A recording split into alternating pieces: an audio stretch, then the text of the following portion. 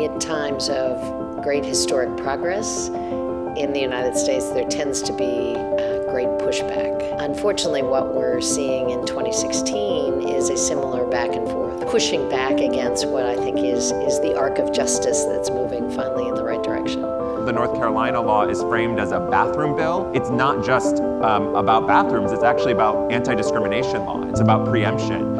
It's about whether people can work without being in fear that they're going to be fired for being LGBT. With more visibility has come, more of a target on the trans community's back.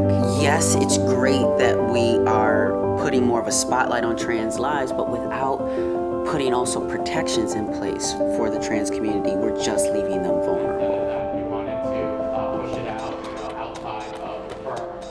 When you first go through a transition like I've been through, you're always wondering why people are looking at you. And it took me probably a good year and a half after I transitioned to work through that.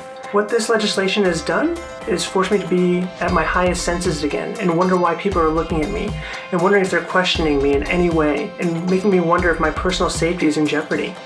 Kids go to school and adults go to work, but when you're sort of not welcome in any of those spaces and you're marginalized and pushed out and forced out of all those spaces, where do you belong? Where is safe for you? You cannot underestimate the power of company cultures. If there are out leaders in a company so people can see role models, you can turn hearts and minds. You can turn the other into friend and partner.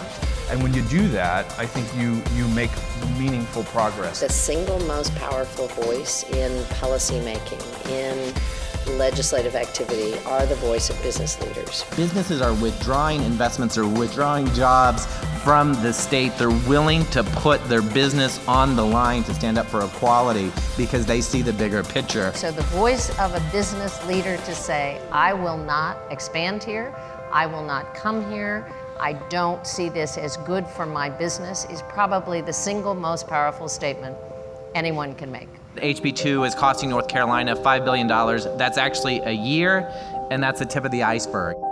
But that is just a poor proxy for the human suffering it represents. I mean, our community is already so fragile with high rates of suicide and violence. Teens who are going through a transition right now, they're trying to come to terms with who they are. Calls to the suicide prevention hotline nationally for the transgender community is more than doubled in the last month.